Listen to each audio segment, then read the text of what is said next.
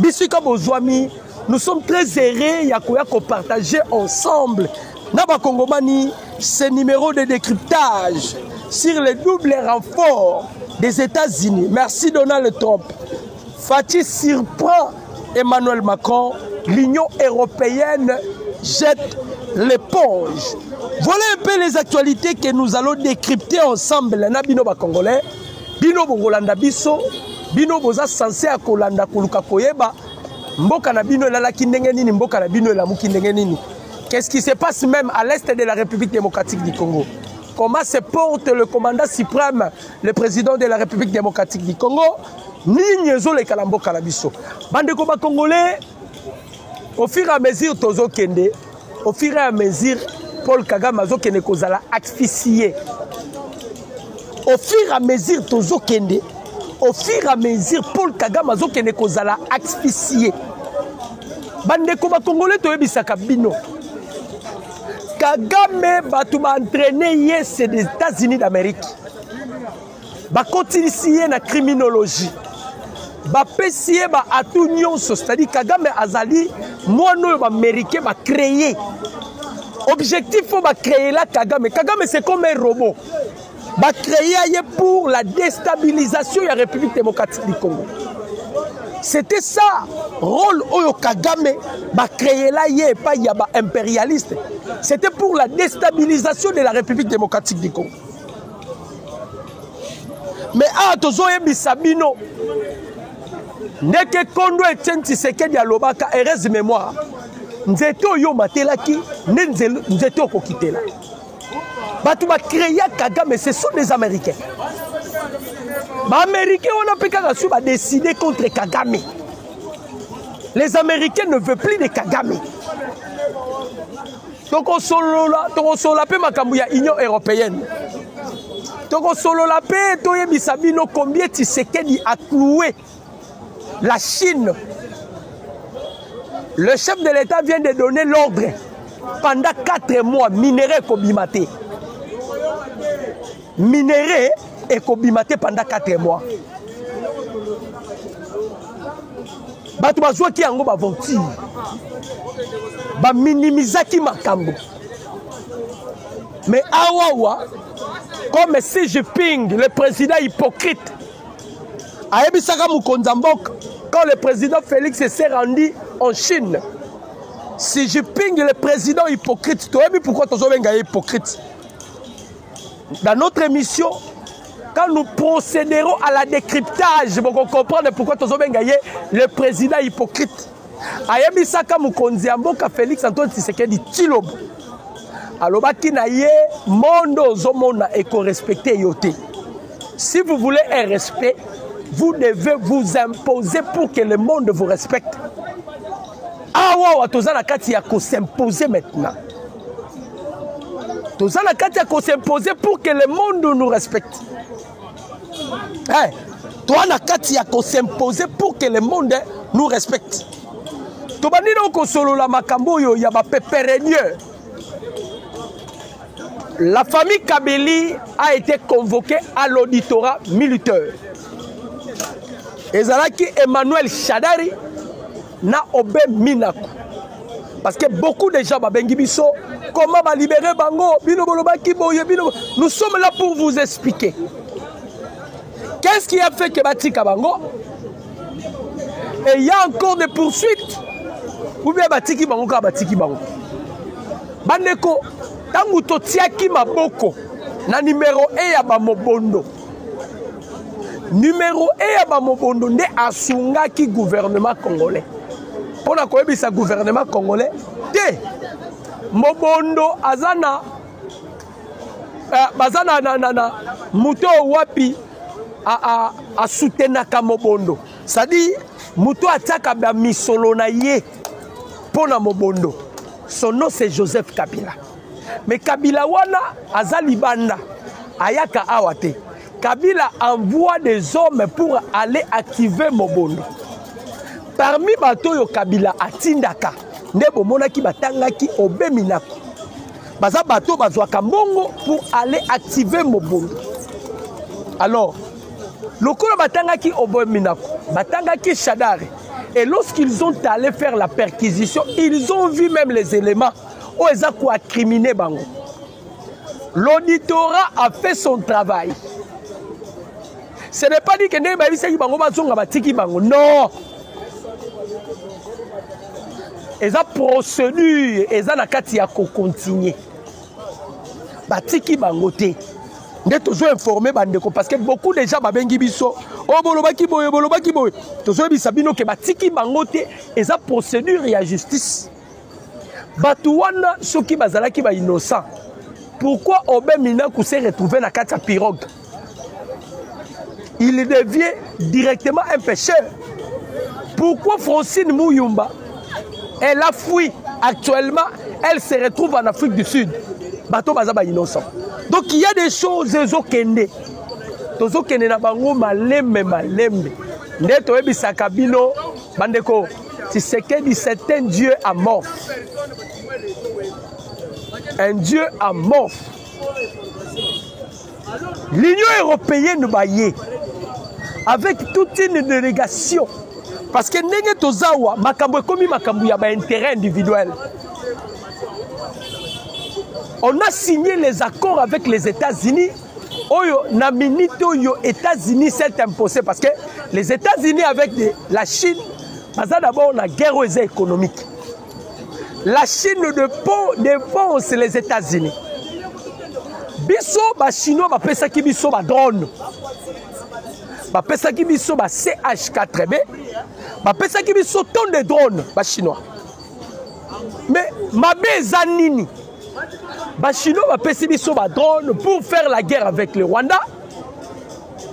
Mais Bakei Nabutu, Rwandais, les anti-drones. C'est-à-dire qu'ils ont payé des drones pour attaquer le Rwanda. Mais ils sont allés derrière le Rwanda pour donner le Rwanda les anti-drones pour que les Rwandais ne bombabiso. C'est ça le problème que nous avons les Chinois. C'est-à-dire, bazalaki na kati ya hypocrisie. Bapesi biso ba drone, mais ils sont allés là-bas en Chine, bapesi bango ba anti-drone. Voilà pourquoi tu as ko perdre ba drone na biso. 3 drones ezalaki abati par rapport aux anti-drones que ba chinois bapesa ki bango. Le président Félix allait faire la diplomatie. Tant que bandi ko solo là-bas pour parler avec les États-Unis. On a jugé bon de faire les accords miniers. On doit beaucoup plus utiliser le minerai stratégique. Ne par là, le commandant suprême, le président Félix, va décider maintenant que le minerai est bimaté. Nenga tozolo banabino awa carence ya minerai. Na monde, carence ya minerai. Carence ya minerai. Président est qu'on s'imposer. N'est-ce qu'on a s'imposer? Lobby. On a réussi à convaincre les États-Unis et les États-Unis ont pris acte. Il y a des prérogatives la bisoto sengi américain pour les accords. Tozo songi sabatuboye baka. Et l'autre ça là Edouard dos Santos avant d'en Angola dans la tranquillité. C'est parce que Edouard dos Santos est allé signer les accords avec les États-Unis. Et l'autre vendit ça comme Mobutu. Avant d'Akimia, parce que Mobutu aussi avait signé les accords avec les États-Unis. C'est de la même manière.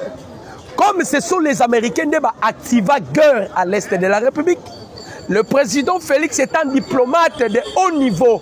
À Zongelika comme Américain, nous devons maintenant vendre tout solo là.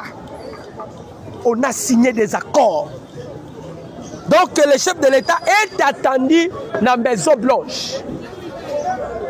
Bavanda tête à tête na Donald Trump. Parce que lorsque le chef de l'État s'est rendu en Allemagne, na Munich, à Kendaki Kokuta nana vice-président J.D. Vance, le vice-président des États-Unis d'Amérique. Tosolo laki. Mais totikali siko tokuta nana yemoko Donald Trump. Poto mekempe ko certifier les accords. Bakatumbi obozomona bakatumbi bazui AVC pona nini. Donc tozolo ba AVC ça dit ils sont paralysés pourquoi? Imaginez Moïse Katumbi. Bafouti ba lobbyiste na États-Unis pour empêcher les accords que la RDC devait faire avec les États-Unis. Baké plus loin que la RDC n'a pas de minerais. Kozala ba minerais te, ba minerais sila tikala na Katanga. Il y a encore nos frères de Katangé inconscients qui lui sont bandeko ba Katangé mususu. Disent que Tshisekedi a vendu le Congo. Nene Kabila yebisa yiba on a tweet na ye. Kabila na tweet nazo koma ke Tshisekedi a vendu le Congo. Ata toteki Congo yo Kabila etali ona nini. Sur les éléments Kabila ko se soucier ça. Ndeko na ye ndeko na ye kabare bende ba beti sanction. Allez se soucier na makambu ya Rwanda. Azo sala pe point de presse oh non. Na kati betide nanga nazala préoccupation mingi pour la makambozo le kana est Kabila. Kabila. Ozanga Soni Kabila. Toi tu ne peux pas parler de la République. Si tu es Bisakio, ne faut pas engager la RDC. Yo Kabila. Ozana droit pour engager RDCT. Tu n'es pas un Congolais. Tika. Bazui vertige parce que Bayebike. Les accords, surtout font des accords, les fonds des accords. Les fonds des accords. Par là, vous avez vu l'Union européenne, Bayena Lombango. L'Union européenne, Bayena Lombango. Toute une délégation. Et ça qui accompagné par Thierry Maniani. Bayeba Koutanina, président Félix. Et je vous dirai les trois conditions que les chefs de l'État appellent à l'Union européenne. Maintenant, quand vous s'abonner massivement, vous commenter, vous partager, vous partager. Mais il y a trois conditions où le président Félix a exigé à l'Union européenne. Après, il y a trois conditions. Parce que va se sentir que gâteau est comme Kokende. Gâteau est comme Kokende. Ils avaient sous-estimé la diplomatie du commandant suprême. Ils les avaient sous-estimé Tshisekedi. Les lots Tshisekedi devient obi. Bazwa Kiango Bavonti. Les lois commis obi, chers Congolais. Les Congolais tous ont gagné nos bateaux. Et ça, les Sikamoro dans l'équipe, je plairai. J'ai vu un Congolais qui réclame Nanga. Nanga ya na ekaka. Nanga ina le kamena kokite na zongeli Congolais na bisie. Ozo senga nanga ya pona nini. To solane lingala français te. To utiliser langue étrangère te. Na tout nié okoyi ko pesa ngai subasimo ozo senga nanga ya. Onanga ya rapport libéré biso na bi problème ezate. Pesa nga subasima ya ozo senga nanga ya. Azangi argument na comprendre que entreprise au Kabila tikela biso na Kingabwa ameli ba supuna tolo ameli ba kuka et baloli mutu. Est-ce qu'on peut réclamer Joseph on peut réclamer Nanga aya na mboka oyo bande ko ba congolais oh ba nilotique ba ozamini toyo même ba Franck Kinyongo ba Pierrot Luwawa que vous voyez là si aujourd'hui les nilotiques bazongi lisusu na mboko yo bandeko bandolia biso chaque jour Congolais prendre conscience tango bozomo na bemba telemi bemba lobi toko permettre kozonga ba esclaves lisusu te ya ba Rwandais. Ils nous ont tenus en esclaves pendant 18 ans. Pendant 18 ans. Et vous connaissez la suite et la conséquence. Bayena mboka na biso ba meli ba vitamine ba yeminene tozoe ba lisute qui est rwandais qui n'est pas rwandais. Francine Muyumba une rwandaise tout fait. A comme sénateur a ndengeni sénatrice a ndengeni Francine Muyumba. Moussousso ba bebani na l'Assemblée nationale que je ne peux pas même citer leur nom. Baya ba meli ba kisi c'est-à-dire ba juna ba morphologie na biso. Mais Nzamba malamu il y a des Congolais aussi au baza éveillé. Il y a encore des Congolais conscients. L'Union européenne n'y est pas, il y a président Félix. l'Union européenne qui s'entêtait de sanctionner le Rwanda via le droit de veto de la France. L'Union européenne qui était incapable de dénoncer le Rwanda via toujours le droit de veto de la France. L'Union européenne va bloquer balobi Congo ezokende. Ndenge Congo ezokende boye so to sali blague to samboy. Baye. Tango baye le président Félix abengi bango 3 conditions. Première condition, bolongo la Rwanda na métier de la paix dans le monde. Rwanda zoaka 3e position, il y a métier de la paix. Est-ce que Rwanda ko 3e position dans le monde na métier de la paix? Rwanda peut parler de la paix? Rwanda peut parler de la paix? Tu sais que de bloquer bango lobi bolongo la Rwanda na métier de la paix. Première condition. Deuxième condition. Je ne veux plus voir Paul Kagame à la tête du Rwanda. Troisième condition. Pour sanctionner un individu. Bilon on a mis ça tout ça pour remplir yango. C'est alors que vous avez droit maintenant à minérer. Donc bloquer carence dans le monde pour la minérer. Et Bobo Sanaté, on parlera sur la transition énergétique en 2030. Nenge ba sali ba expertise, nenge ba sali ba étude. Dans les jours qui viennent, on ne va pas utiliser ma voiture, il y a ma essence dans ma mazout. C'est ce qui a créé la pollution dans le monde. Nous avons un problème climatique. Ils ont causé par la pollution. Ils ont causé par CO2, le carbone, pardon. Alors, Biloko Rwanda ne sali que après 2030, on va prôner sur la transition énergétique. Quand on parle de la transition énergétique, c'est-à-dire, tozo longwa na ba voiture à ba essence, ba voiture à ba mazout, tozo kene na ba voiture électrique. Le seul pays où azana minéré pour la kokoti sa mokili na transition énergétique, c'est la RDC. Neti seke na vandalo bien na zui batoyo. Awa nena okanga bango. Bloc. L'Union européenne qui se prend conscience. Babi photo ya sikoto solo. Ne baye. Tabaye, le président Félix il les a donné maintenant des conditions.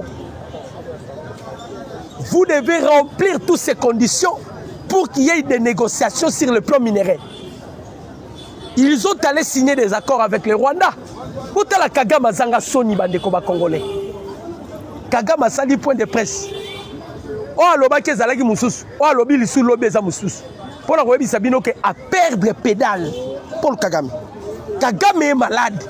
Il faut qu'on les soigne le plus vite possible. Mikolo uti koloba Kagame alobaki azana coltan. Tonnerre ya coltan na ye, ils ont varié de 60 à 70%. Mais la RDC, coltan na biso ils ont varié de 20 à 30%. C'est-à-dire teneur ya coltan au Kagame azanango, et ça qu'on les caténaires ya coltan na biso. To raisonner badeko. Boye bisabiso na école nini ototanga, o ba bisabiso ke Rwanda zara na coltan. Boye bisabiso école nini ototanga, o bazo bisabiso Rwanda azaka na coltan.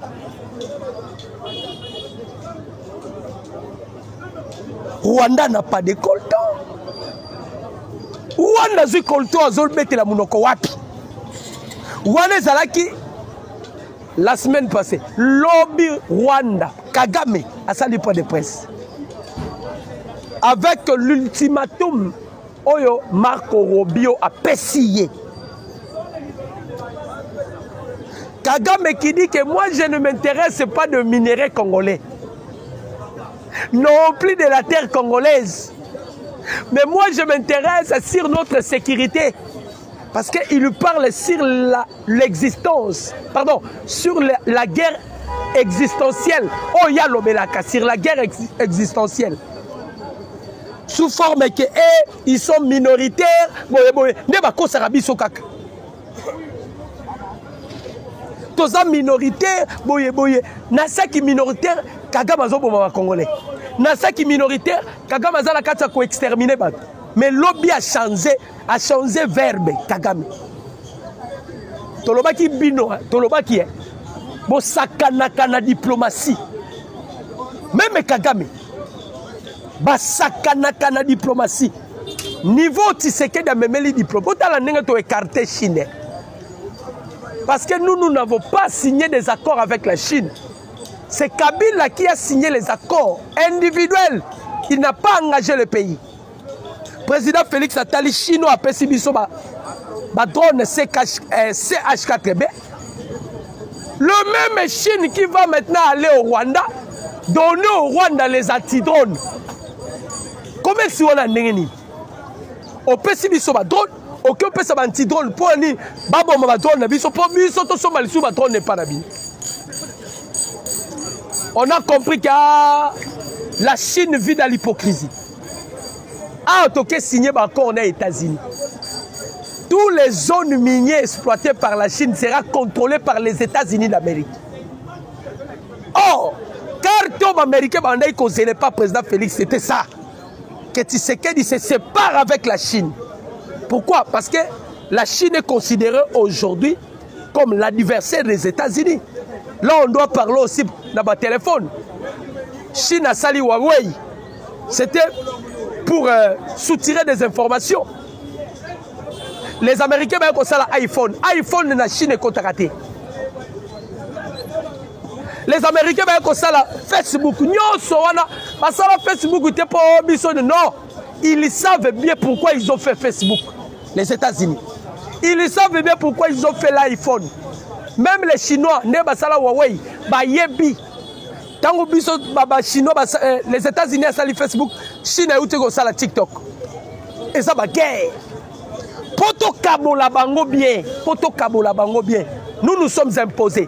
Dans le na bino 2030. Ce que ça a payé au RDC, c'est que le pays a coexisté. Dans le bino 2030. On parle sur la transition énergétique. Plus question de voitures, il y a carburant. Plus question de motos, il y a carburant. Nous sommes électrique.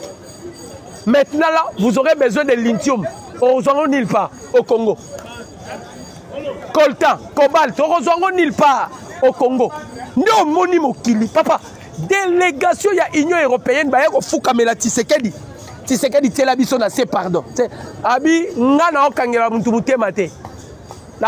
trois conditions que je viens de vous énumérer. Première condition, Bolongola Rwanda na métier de la paix. Comment Rwanda est la troisième dans le monde dans le métier de la paix?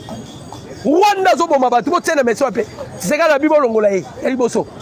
Deuxième condition, je ne vais plus voir Paul Kagame à Kigali. Troisième condition, il faut qu'il y ait des sanctions individuelles. Dans les cas contraires, vous n'avez plus droit à qu'on soit minéré à Congolais.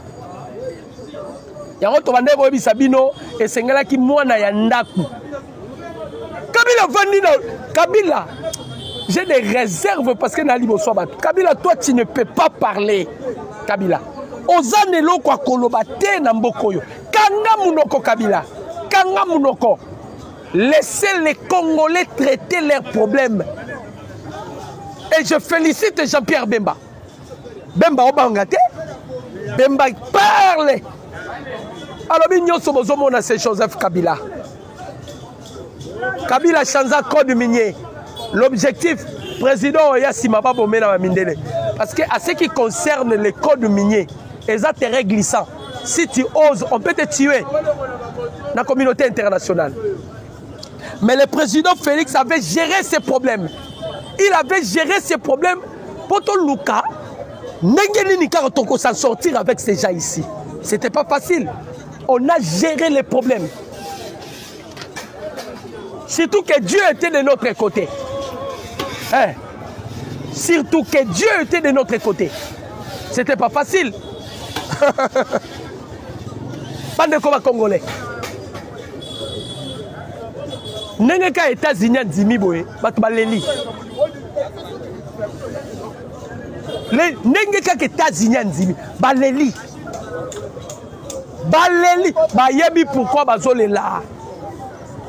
Bayebi pourquoi Bazole là. Donc quand on a un cannabis sauté à la poulailler, Moutounio soit linga ya zi minéré. Moutounio soit ya linga. Non, non, non, non, non, non. Tolobaki, c'est fini. C'est fini avec la génocide. C'est fini avec tout ce qui se passe dans notre pays. C'est fini. Bilo qu'on est continuer qu'on sera vite dans Bokalabiso.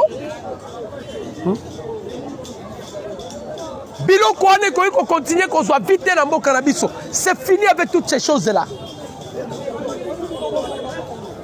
Parlons maintenant des Konangaïba congolais de père et de mère sur les renforts Yabanavi.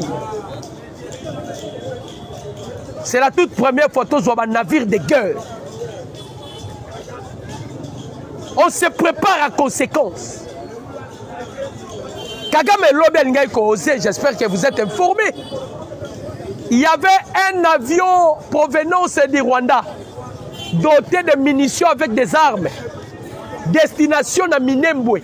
L'objectif, c'était aller pour ravitailler l'arrêt de Tabara ainsi que les Tuiranero. Bandeko avion Ngekita. Vous avez vu les images? Aérodrome Minembwe Zate. On a frappé l'avion avec des avions de chasse.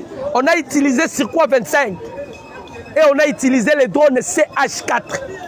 Hein? Bandeko. Ozo batu yako kauka. Yako kauka na Minembwe. On a frappé l'ennemi et on a récupéré tous les armes. Dans une minute qui tout récupérer minute qui nyonso. Pandeko, bateau yo, babomi ba Congolais, et ils veulent toujours continuer comme ba Congolais. Donc permettre Angoli sous-souté. Donc permettre Angoli sous-souté.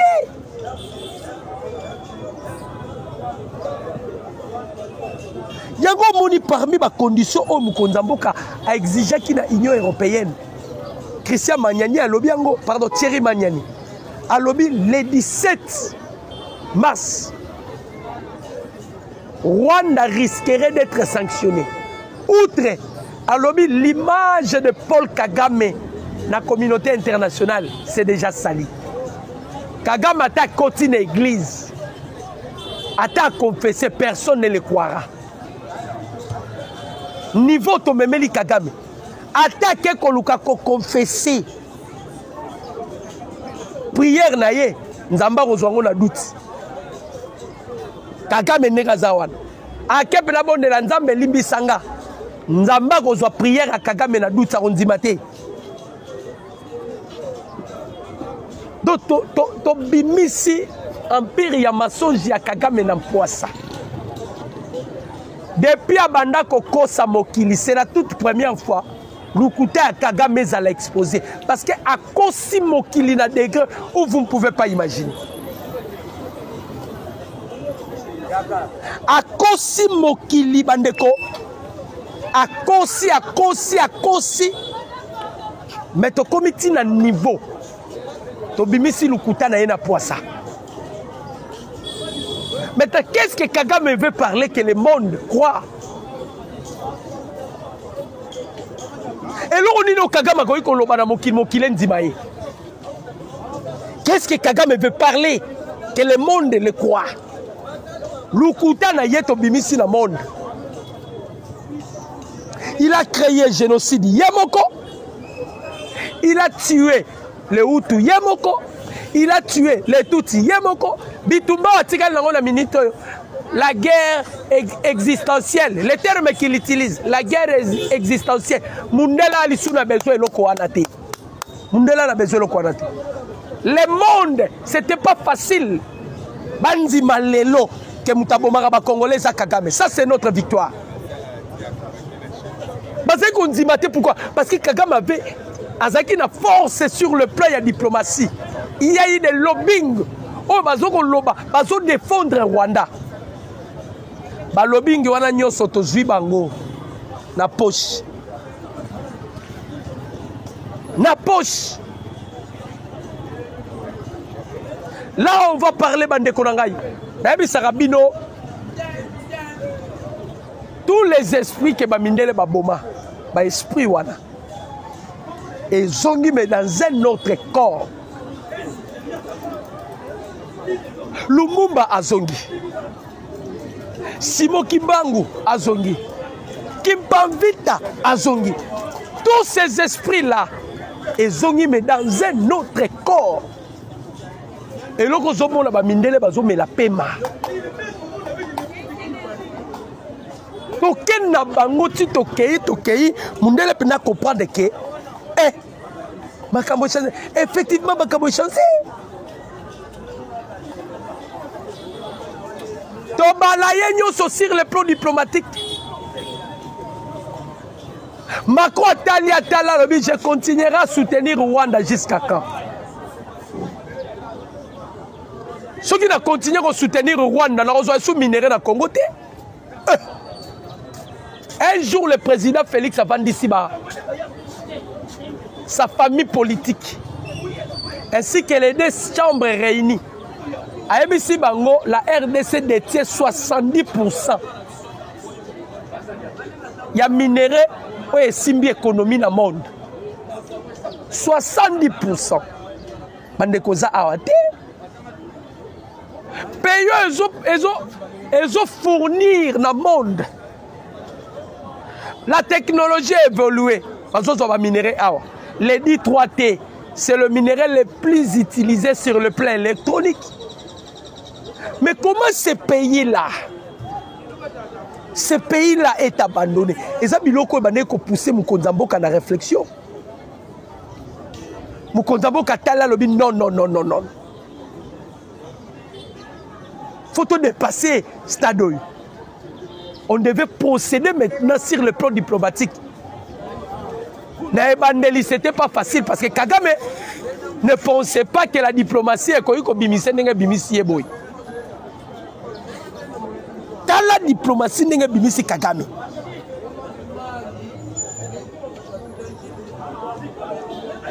Bon, dans la diplomatie, n'est pas Bimisi. Aimez la vidéo, bande comme Congolais. Commentez, partagez les dés. Dans le Bible, aimez la vidéo, commentez et partagez les liens. Alerte.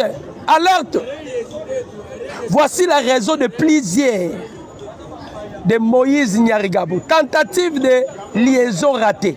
L'AFC M23, qui traînait vers Bukavu, devait rejoindre Minembwe pour faire une belle petite réunion de famille avec Red Tabara et puis Ranero. Les plombs passaient par Ouvira, mais hélas, premier coup sur la tête, frappé par les FARDC et le Ouazalendo. Forcés de changer l'itinéraire, ils ont pris le chemin de Walungu pour tenter de contourner et atteindre Minembwe. Mais devinez quoi? L'aérodrome en fait désemparé.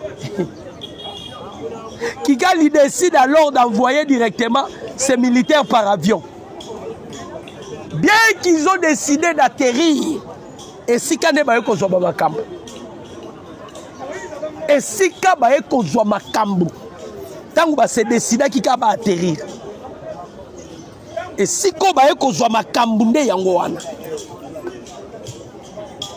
Bande ko ba Congolais. Nanga kosi bato awa. Le 23 mars nakoya. Tozala mois mars. Nde toyebi sabino avant nangaya. C'est maintenant la famille Péperdier qui fuit. o bakomi kokima kokende koluka nanga. Vous blaguez. Tounani oyo yako tumbalobaki non. Il y a des endroits où Paul Kagame ne pénétra pas. Il y a des endroits. Kagame, qui est même la Chine, les Chinois, ils ont aidé Kagame. Bitumba ya Goma ya Makasi, même les Chinois.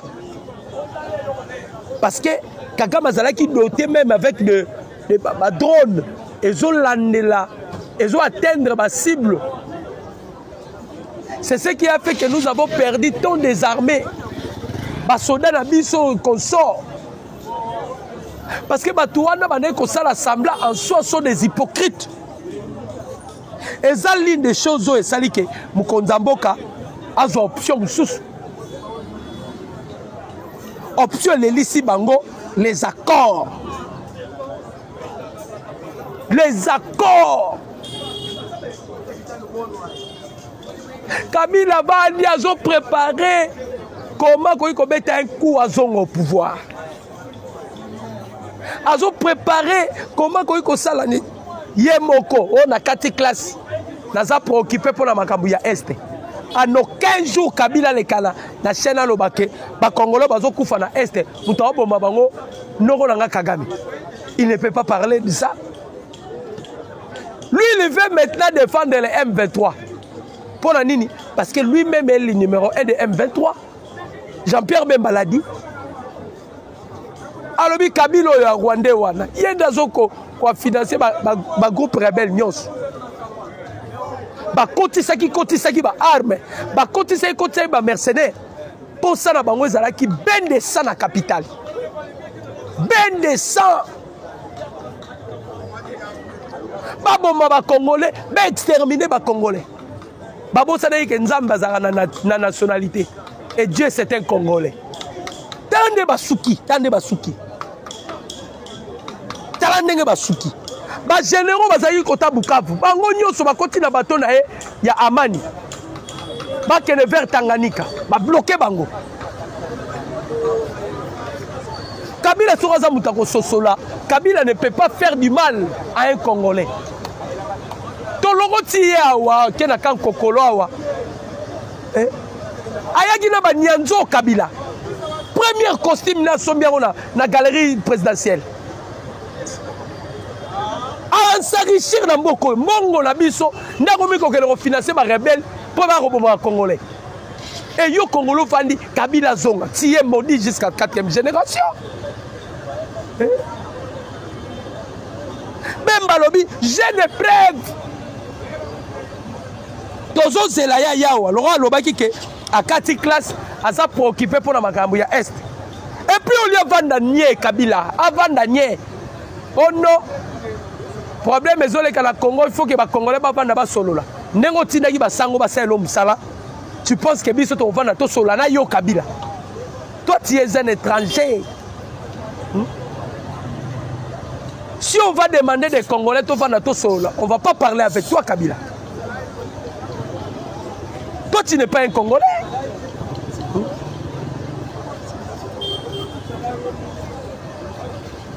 Vous n'êtes pas un Congolais. Bazabato ba bundi simboko yo. Na niveau vous ne pouvez pas imaginer.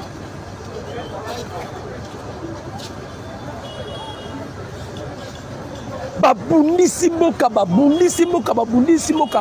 mais bakomi na suka parce que kindoki na bango ezala mpoisa.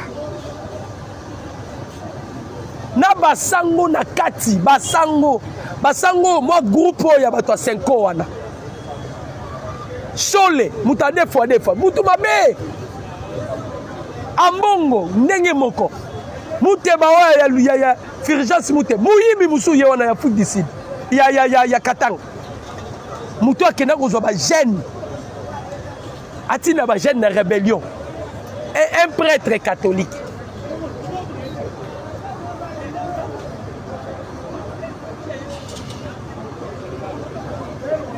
Bazabatu bazala ki kozela mabe pour ce pays. Ils attendaient du mal.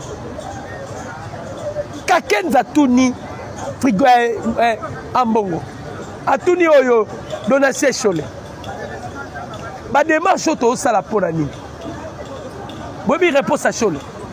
Non, ba démarche auto sala pona président Akoya. Vous êtes contre un président certifié par la Cour constitutionnelle. Donc vous voulez que les Rwandais viennent nous, ici encore, nous diriger, nous dominer. De la Ponamboka, Noki, ma sataniste, Commandant Chole, Noki, Amongo, Noki, Mukeba Officials Muteba, Noki. Il voulait que ce pays ici, Bango Posana Bango, que le Congo soit balkanisé. Pona Bango, Mbokoyo, faut les balkaniser. Bon, mais tout la question est comment un prêtre catholique peut dire que Tozoluka jeune Moraza Kouraja Simba Mandouki. Un prêtre catholique. C'est ça le travail par lequel que Dieu vous a confié. Vraiment, c'est ça le travail. On a appelé ça qui bino prêtre catholique. Vous avez laissé la prêtrise. Pour la posa ma bumuna bango.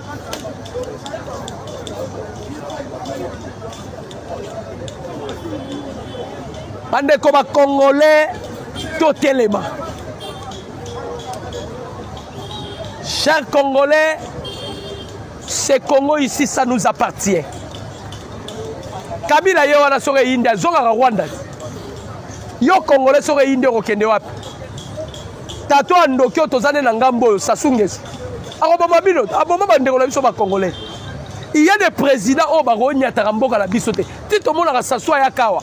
Soki Sassou zolande loko to sepelaka note yo formation à Sassou. Ils ont tué les Congolais ba Sassungeso.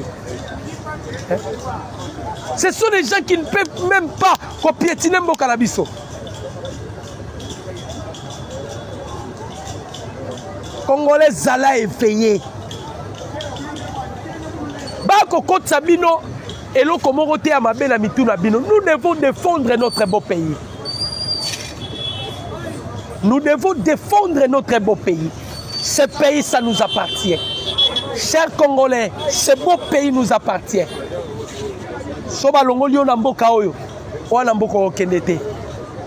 Mais les étrangers, Kabila a été chassé dans Namibie, Rwanda, c'est son pays. Village natal na Ezaraso Kizeni, Soki Tchangou. Mais yon de Kolanga Congolais, Soka India, Toroki Mawapi. Mais par contre, le Congo, ce pays le plus hospitalier du monde, le pays le plus généreux du monde. Les Congolais ont la générosité. C'était avec plaisir. Congolais. Mon numéro c'est plus 943 89 63 95 965. Mon numéro c'est plus 943 89 63 95 965. Je dis et je vous remercie. Ciao.